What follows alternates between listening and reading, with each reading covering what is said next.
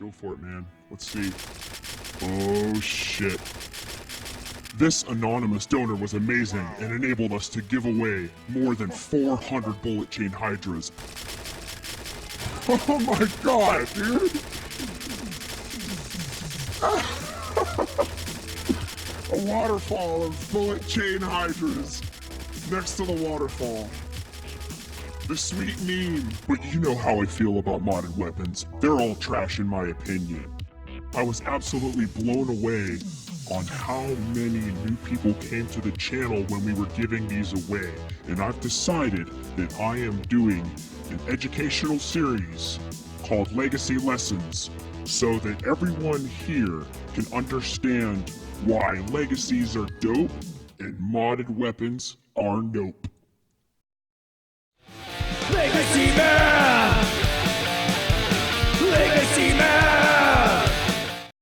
Go to Facebook right now, search Legacy Man's Fortnite PvE community, look for this banner, it was made by a Legacy fan, and join!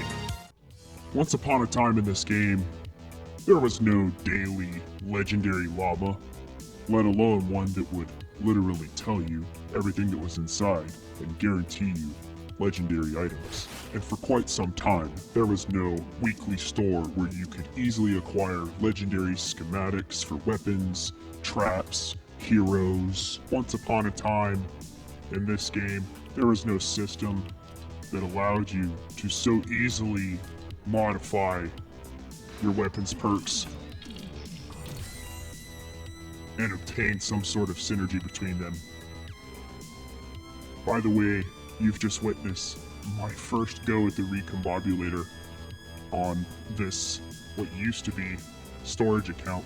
Oh boy, that means I win!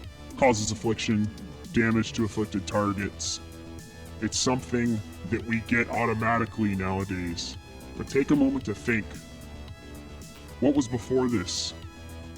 How has this Perk Recombobulator changed the game so much? Well, I'll tell you how. It all starts with a lesson.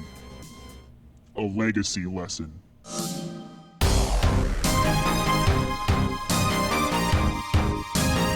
So let's get our timeline straight. Alpha testing. Alpha testing occurred from December 14 up until public launch in July 2017.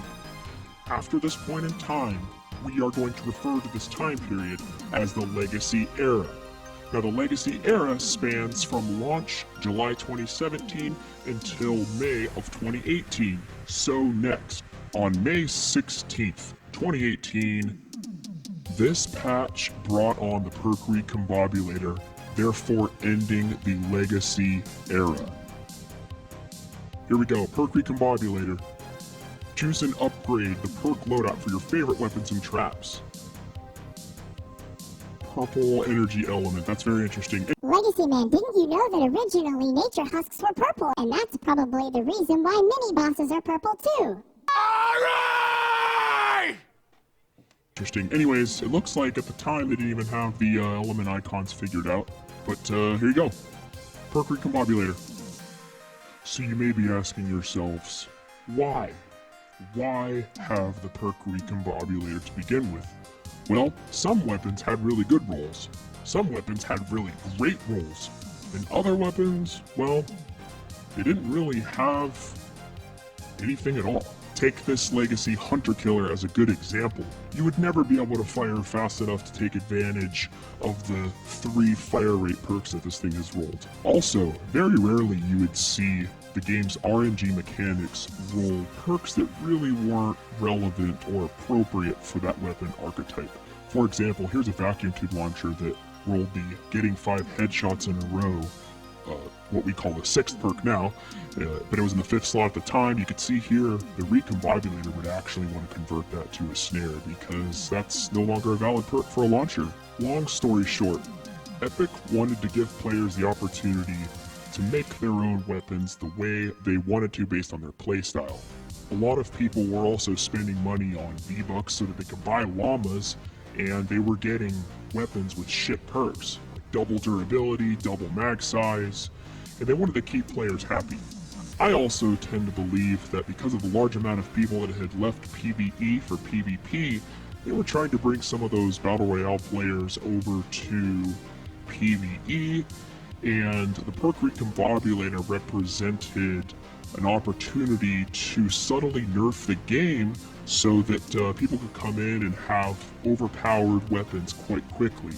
And for the players who had reached max power level months ago, they wanted to give those high-end players something to grind for as well. Legacy bat, do do do do do do do. Legacy bat, do do do do do do. Legacy bat, do do do do do do do. Legacy bat. Before we can talk about what is legacy, we need to make sure that we understand the Recombobulator. You have a legacy schematic, and clearly the one I'm showing right now is not. Don't want to talk about it. You would choose upgrade perks, and you would come into the Perk Recombobulator. Now there's a certain format, there's a certain pattern that all of these weapons follow. First of all, the top slot is going to be a crit rating, crit damage type of slot, depending on the weapon. There might be a reload speed. The second slot is going to be a reload, mag size sort of slot. The middle slot is going to be the element, followed by another damage slot, and then you have what I call the passive perk slot that supports this sixth perk right here. Trash weapons. Looking back at the same Dragon's Breath, you can see clearly that there are 3 free slots shown in the Recombobulator. That's because when this weapon was converted from Legacy to current using the Recombobulator, there must have been multiple passive perks, or potentially a mag size that is no longer valid for the Dragon's Breath. It could be a variety of reasons. Now, I will show you, if you craft a weapon with free slots, basically all the perks that have been selected will collapse together and the weapon will show as if there's missing perks. To be clear, this is not modded. This is not Legacy. It's something different. It's trash. I call these free slot weapons, and they belong in the trash. So, what is Legacy? To win your next match, use the element which brings life. What? Elements on Legacies. On a Legacy weapon, if no element is displayed and no element exists in the description of the weapon, then that element is physical all of the time. Notice this super dope, super rare Legacy buzz cut. Put into the Recombobulator, it will give me the option to choose an element, but unless if I did that, the element would always hit with physical damage because no element is listed. Compare what you just saw to a current buzz cut, and we see that the physical element is clearly listed in the third slot. Now, when we do have an element rolled on our Legacy weapon, if it is a normal loot pool weapon, meaning it is not an event item, it is going to be listed last. There's 2 ways that we see elemental rolls in this game. The first one you see is like this Water Ranger here where it says element plus a certain amount of damage. And then the second one is an element plus affliction roll, where you can see here on this Energy Ranger, it says element energy and 10% weapon damage causes affliction damage for 6 seconds. The dead giveaway here that this is a Legacy weapon is that there is no tier next to this element, like you would see in a current schematic. Also, post Recombobulator, the causes affliction damage for 6 seconds would be shown at the bottom of the list as the 6th perk, and if it is a normal loot pool weapon, meaning it's not an event or a special quest reward weapon, then that element would be listed in the middle of the list as the 3rd perk.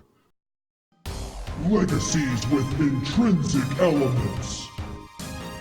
Take a look at your Stormblade, read the description. It says high-tech energized blade, deals energy damage.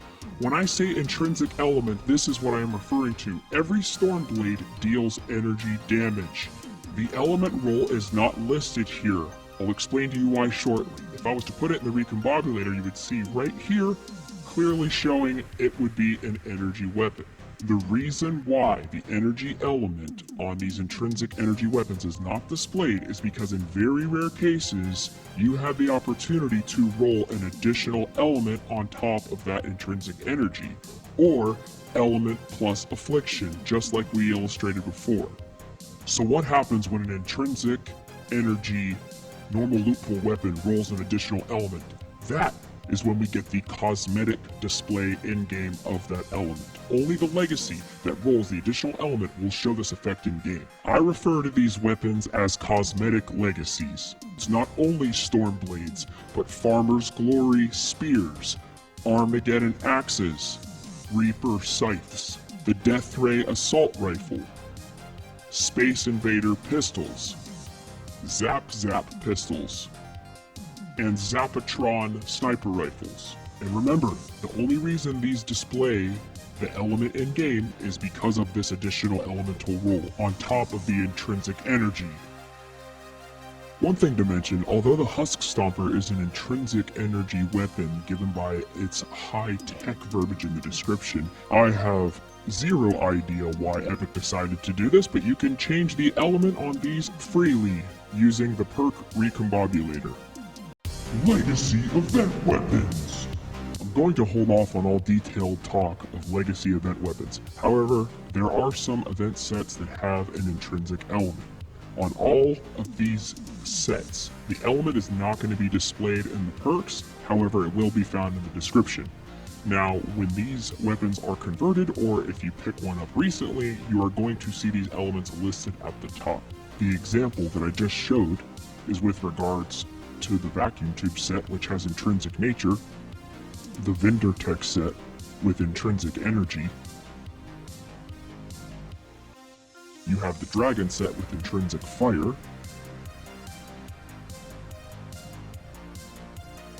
and the neon set with intrinsic energy as well. There are many other nuances associated with legacy event weapons and some of these event weapons that were in the store. I'm going to hold off on those detailed discussions for now. There are some cosmetic legacies worth noting. You have the snowball launcher. This is what the current one looks like, and this is what the legacy one looks like. You can see that only the legacy one shows the water element. Same goes for the legacy frostbite that shows the water element. And of course, the legacy vacuum tube launchers that rolled an additional element. I'm not going to talk a whole lot about these because I've done a video on them already. As far as legacy event weapons go, the pattern that I've found seems to hold up. As long as the element is somehow listed in the subset of perks, we're going to see that element show in game. So for some reason, probably because they were quest reward weapons, the frostbite and the snowball launcher don't actually show the water symbol in their list of perks. However, they do have water specified in the description in the perks section. Now you quickly compare this to a current frostbite or a current snowball launcher and you will see the element symbol in the list of perks. Next time on Legacy Lessons, we are going to continue answering our question, what is Legacy, by taking a very in-depth look at Legacy perks. What kinds of perks have been discontinued, modified? We'll also be taking a look at some of the Legacy event weapons and the unique perks that they brought to the table.